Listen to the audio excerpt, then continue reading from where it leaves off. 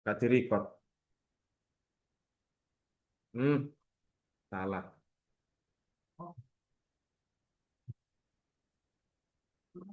Ada convenience sampling. Sampling yang dipilih berdasarkan siapa saja yang paling mudah dijangkau atau untuk peneliti ya. Itu pertama.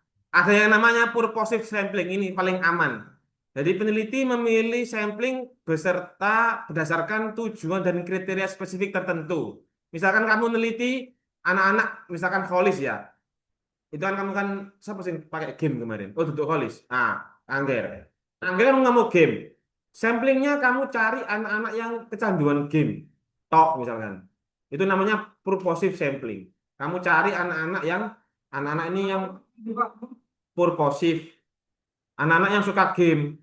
Kalau nggak suka game, kamu nggak masukkan sampling kamu. Boleh tak? Boleh. Gitu. Atau kalau Larissa. Larissa ini memilih bule-bule asal asal London. Nah, yang Zimbabwe sama anu enggak, Afrika enggak, yang London Eropa saja gitu.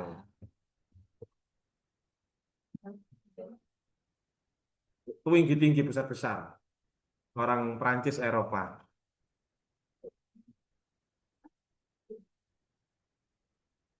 Atau ini yang sering kamu dengar, snowball sampling. Snowball sampling itu ya digunakan ketika objek itu sulit ditemukan ya. Jadi peneliti meminta responden yang ada untuk merekomendasikan.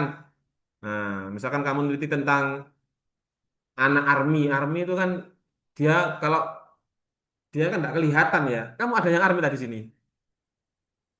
Oh banyak lah. Ini namanya snowball. Akhirnya si Angger ngasih tahu. Oh si A pak. Si A ini tak tanyain akhirnya. Si A ini siapa koncomu ae? Siapa koncomu? Oh anak si C si D. Tanyain. Itu namanya snowball. Semakin banyak semakin banyak semakin banyak semakin banyak. Itu namanya snowball. Kamu pakai ini aja loh, Rek. Dua aja. Purposive sama convenience sampling. Kenapa kok memilih penelit apa kelas 10? Saya pakai convenience, Pak, karena saya kenal PPL dulu sudah ada kedekatan emosional. Boleh bilang begitu, Pak? Boleh. Purposif, Pak, karena saya memilih kelas anak yang bisa boleh bawa komputer atau laptop. Karena pilihan saya itu harus pakai laptop. Itu namanya purposif, psikolis. Kamu pakai purposif sampling. Untuk populasi ini loh. Iya kan ya. Dari Dari keseluruhan dari keseluruhan sekolah di Mojokerto, kenapa kamu milik SMK SMK SMK Mojo Anyar? Kenapa? Alasannya? Karena saya ini Pak dipilihkan Budeka dulu. Oh. Apa alasannya? Kamu kalau saya kasih tahu kalau nggak kecentok masalah, kamu tuh lupa biasanya. Nah, SD masalah nu ingat.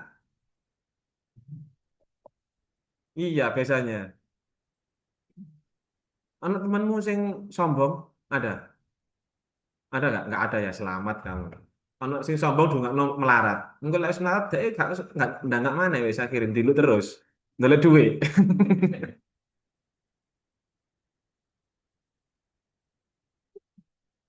Aku sama saya ngasih tahu ini kamu biar nanti itu jangan sampai lupa ya.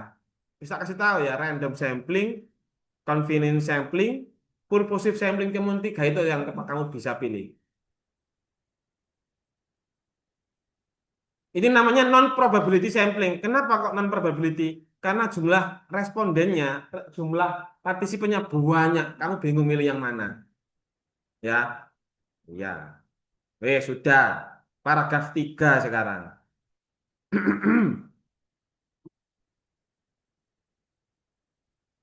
Teknik pengumpulan data. Data collection teknik.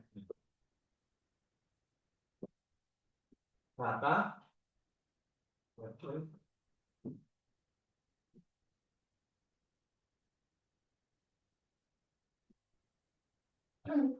Data collection teknik ini bagaimana cara kamu mengumpulkan data. Kalau eksperimental, kamu datanya pakai tes. Ya, datanya kan pakai tes sama pretest. Kalau korelasi, nanti pakai angket. Ya kan? Kalau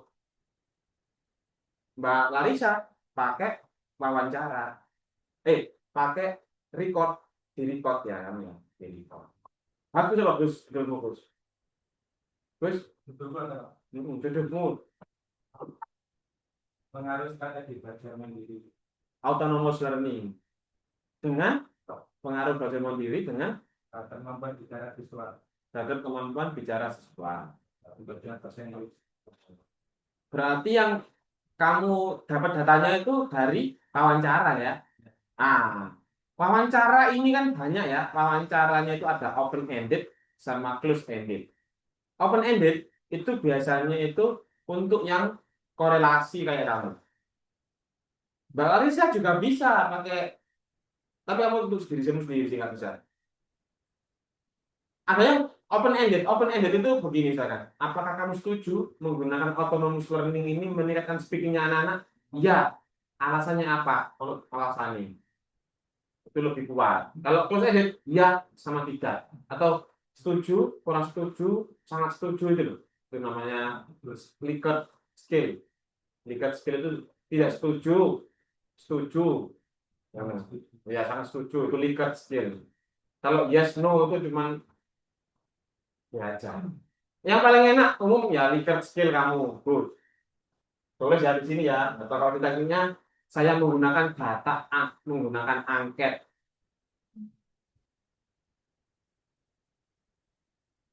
Nah, angket di sini misalkan kuesioner ya. Kamu ngomongkan kuesioner di sini. Kuesioner. Nah, gitu. Kuesioner ini kamu jelaskan kan nanti paragraf ini kan kamu jelaskan ya. Di sini ada nanti ada soal-soalnya rubrik penilaian. Dari mana ini? Rubrik soal-soal ini kisi-kisi lah kamu kalau tahu ya. Kisi-kisi kuesionernya dari mana? Dari ini tadi masuk ke sini. Ya kan? Terus di sini dikasih juga rubrik nilainya. Kalau nilainya itu sekian, berarti dia itu baik A, B, C gitu loh. Kalau baik nilainya 90 sampai sekian. Kalau setuju itu berarti baik gitu kan. Kasih kuesioner. Kasih apa? Kuesioner ini loh. Harus kamu jelaskan instrumennya dapat dari mana. Ngerti kuesioner pakai nanya-nanyain orang dulu ngasih angket. Nah, itu nggak boleh ngawur. Angket itu jangan dari teori kamu di bab 2. Terus, paragraf 4 tentang data analisis. Bagaimana setelah kamu ambil data ini kan bentuknya tes atau pretest ya, skor. Kamu olah itu bagaimana caranya ngolahnya, datanya. Kalau eksperimental biasanya itu pakai normality, normality test, terus atau homogeneity. Bisa milih tadi contohnya lebih bagus, homogeneity. Terus di tes biasanya ya, sama statistical statistical test. Nah, ini kalau yang eksperimental. Kalau korelasi kan ada sama ya, korelasi kan ada normality test begitu. Tapi tesnya yang ini beda. Kamu di sini kan pakai pair pair sample di tes biasanya begitu. Tergantung judul penelitian kamu atau apa linear apa emang linear berganda itu bahasa Inggrisnya apa? Kan ada kan kayak Kolmogorov Serminov itu nanti. Diterangkan sekarang nggak cukup waktunya. Nanti aja kalau kamu sudah dapat data ke Pak Udil, Pak ajarin caranya analisis. Ya, kalau autoetnografi kamu pakai naratif inquiry, naratif inquiry. Kalau Mbak Larissa kan kamu autoetnografi ya. Nah, analisnya itu pakai naratif inquiry. Ingat-ingat ya. Naratif. Bertahun-tahun.